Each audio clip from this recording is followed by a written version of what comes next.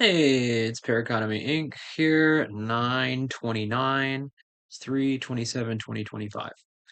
Just kind of tapping in on some of I just saw a commercial for Native Instruments, and it was like it had the same melodramatic like feeling that this other Disney commercial that I saw where this guy's like in like a big storm and he's like doing the ropes, and then all of a sudden there's like a flip side where it's like this like young Aryan like Aspen guy like lifting in the center of like the freaking Alps, and it's like it's like it almost seems like it's like like a synthetic like dream. And there's so much to pull from the contrast here.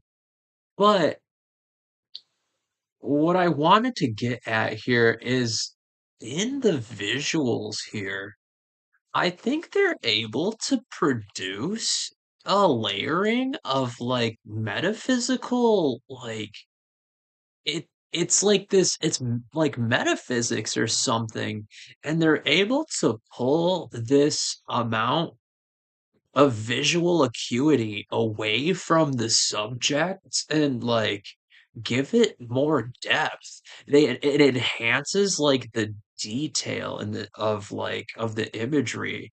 And I think there's this layering of like some of like our like this, but first initial speculation here is like was well, that's the first one. The second one here on this Disney one, it brought me to, and I've broadcasted about this before, an inner world theory that like humanity has somehow reached the pinnacle of like we've of like society, and we've started to move into the earth. And so like it's a pretty interesting concept, but like clearly like this one prior to the of just like this layering of metaphysical like a live layer onto film.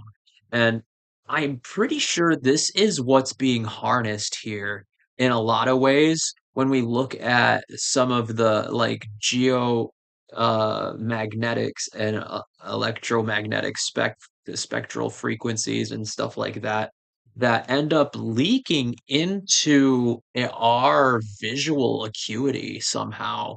And also once you're exposed to this part of like um seeing it like not on screen, like if you've ever had a hallucination or like a phantasm where you start seeing like patterns and fractals on like different objects. Like say I see it on like the detail of the paint and the stucco on the wall, or like sometimes it's even in your skin, if you look close enough and you're like tripping sometimes.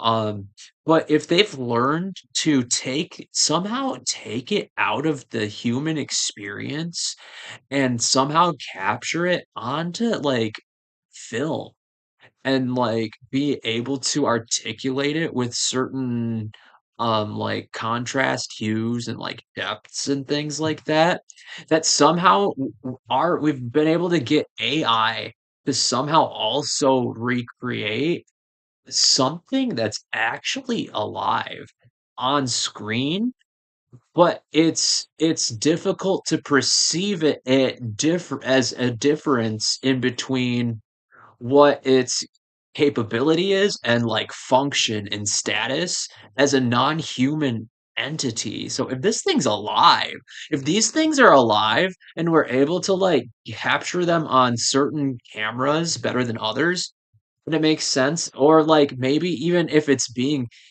even replicated on computer, but it's somehow a form of like natural synthesis that like interacts with like the curvature of of almost of life, I dare I say, as grandiose as that sounds, it feels like it's this thing that's like romantically interacting with the visual, like kind of um like this the linearity of it, because it almost transitions from like this static noise into this like kind of like growing formality of like existence that like we can perceive like on screen sometimes. And I just thought it was interesting. I wanted to chit chat really quick about it because it I'm a big fan of it, when when it's being utilized purposefully in movies. You see it a lot more now than you ever used to back in 2010, and, Enter the Void pushed this effect, quite vividly out in front as one of the first movies to, like, claim to be more visually stunning than Avatar. Um, and that was a big move on James Cameron by Gaspar Noé, and that went from it basically I'm assuming it utilizes some of the transparency that both I'm assuming there are a lot of red cameras being utilized here. Um, and like those things do some cool stuff. So if that's another part of like the data that's also being reanalyzed by some of the effects or whatever they've gotten this thing to be able to introduce itself to, that it utilizes it as a medium to like change directionality as well. And sometimes it never hits the same place twice. Um in a weird way. Um but like also the more you are like studying it, I guess, the less lively it also becomes, but it's a weird on the spot differentiation.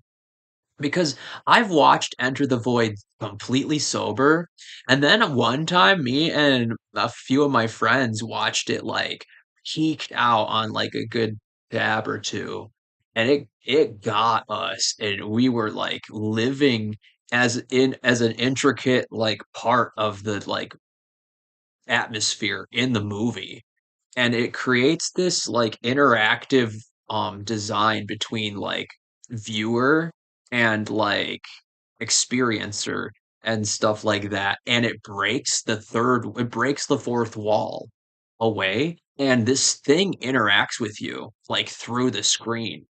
And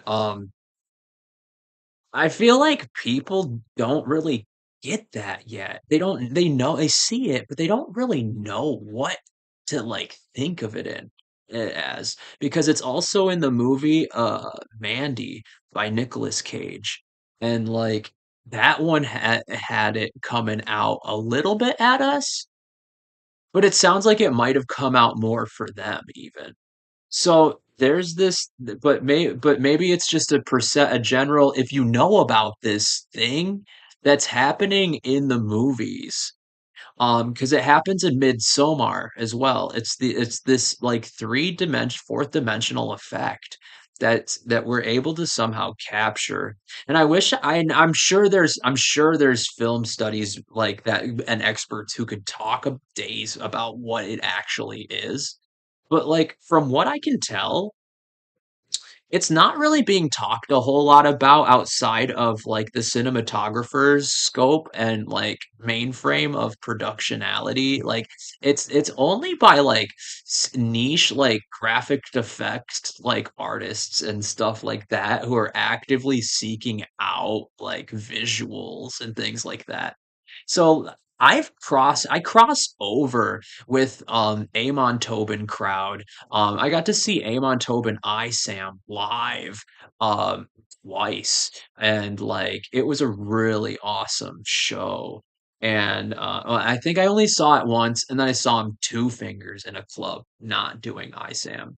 So like those, and I saw Skrillex also with the projection mapping. So I'm like heavily involved with like visual synthesizers and like modular Euro synthesizer racks and things like that.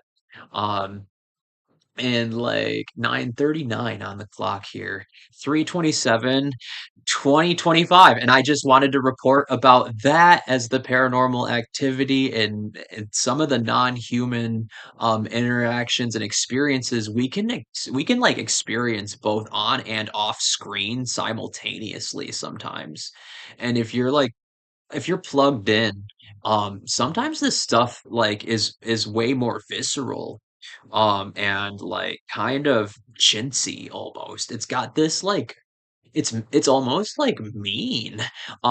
So like it's kind of like an interesting, but like it's just like it's very it pulls at your spirituality almost. It's a weird way to put it, but it kind of pulls at your bit of like existence and metaphysics and stuff, and it's like it gets other things in your body to like pull traction and stuff towards. So when it's used tastefully, like but like now they're putting it in commercials, like, and it's like, so it's clearly all over Hollywood, and like, but now it's like it's everybody who's like who sees it is like, this is the main course.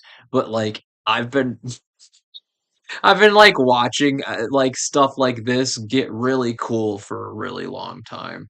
So it's kind of funny that I'm being put at like the waysides of like this general wash of like control over it, because people like, maybe people see it, they get it, and they want to be about it, but maybe it ends up surfacing on some people more readily than others.